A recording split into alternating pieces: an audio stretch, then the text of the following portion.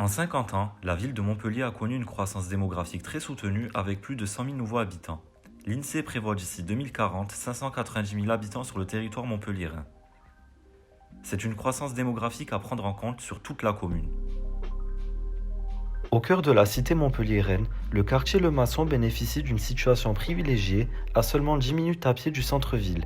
Desservi par la ligne 2 et bientôt la ligne 5 du tramway, il se situe à la croisée de l'avenue de Toulouse et de l'avenue de la Liberté, deux axes routiers majeurs. La morphologie urbaine historique de Le Maçon nécessite une réaffirmation de son histoire ainsi qu'une réorganisation des flux, des mobilités et des espaces publics à l'image des enjeux urbanistiques actuels. C'est ainsi sur la base d'une méthodologie participative et pluridisciplinaire que les projets pour le quartier de Le Maçon s'inscrivent. Le Maçon Nord est constitué de deux sous-quartiers distincts d'un point de vue historique et morphologique. Au nord, Saint-Cléophas qui est constitué d'une majorité d'habitats individuels et au sud, Masdrevant qui est constitué majoritairement de logements collectifs. Ils sont séparés par le parc Tastavin. Cette distinction est causée par une forte croissance démographique liée à son histoire. Saint-Cléophas, au nord, est le centre historique du secteur, lui-même ancien faubourg qui s'est développé autour de son activité viticole et de sa paroisse au début du XXe siècle. Son urbanisation s'est avérée spontanée voire anarchique par un parcellaire morcelé, créant ainsi des lignes de désir entre les résidences pour éviter certains détours. La partie sud du quartier, quant à elle, correspond au secteur Masdrevant, quartier de grand ensemble qui a accueilli les rapatriés d'Algérie dans la seconde moitié du XXe siècle. L'aspect mosaïque du quartier n'est pas seulement caractérisé par sa morphologie du bâti. Il est renforcé par des opérations de résidentialisation qui ont fermé des cheminements initialement traversables, bloquant ainsi l'accès à plusieurs aménités dont des lieux de vie internes aux résidences. Le parc Tastavin joue un rôle de centralité et de liaison nord-sud, une centralité économique, historique, administrative et stratégique déjà très appropriée par les habitants du quartier. Cependant, certains espaces du parc Tastavin demeurent inexploités ou le sont devenus.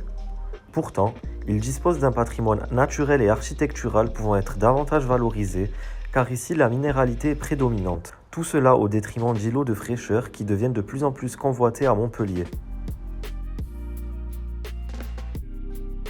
De plus, ces liaisons avec certaines parties du quartier peuvent être contraintes par des entrées ayant été condamnées ainsi qu'un manque d'intégration pour les cyclistes et les personnes à mobilité réduite.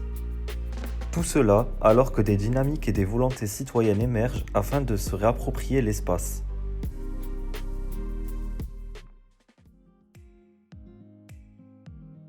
Le projet pour le quartier s'intègre dans une démarche globale et complémentaire répartie en trois grands projets structurants. Notre projet se répartit en trois objectifs. Connecter l'avenue de Toulouse et sa future ligne 5 au sud du quartier, relier la rue Saint-Cléophas au boulevard Pedro de Luna en repensant les déplacements dans les grands ensembles, et enfin, intégrer le parc Tastavin au cœur du projet en renforçant sa centralité. Ce projet s'établit selon trois fondements, fluidifier et connecter pour faire rayonner.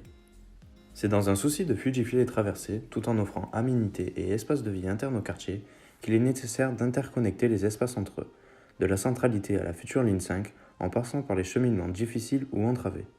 Tout cela afin de faire rayonner le patrimoine culturel, naturel et historique du parc Tastavin dont la centralité sera d'autant plus mise en valeur.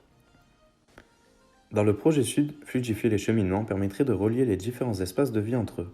Jusque-là cloisonnés par les différentes fermetures, les résidences pourront bénéficier d'espaces de détente, de vie et de plaisance à proximité directe tout en permettant des traversées sécurisées et liées à la centralité du quartier. Dans la zone nord, connecter l'avenue Toulouse avec la centralité pourra mettre en valeur le patrimoine historique du quartier en créant des aménités tout en sécurisant les traversées et aborde des espaces publics par des aménagements paysagers de qualité. De plus, la conduite de cette rame verte permettrait une liaison d'échange écologique entre les différents espaces naturels du secteur.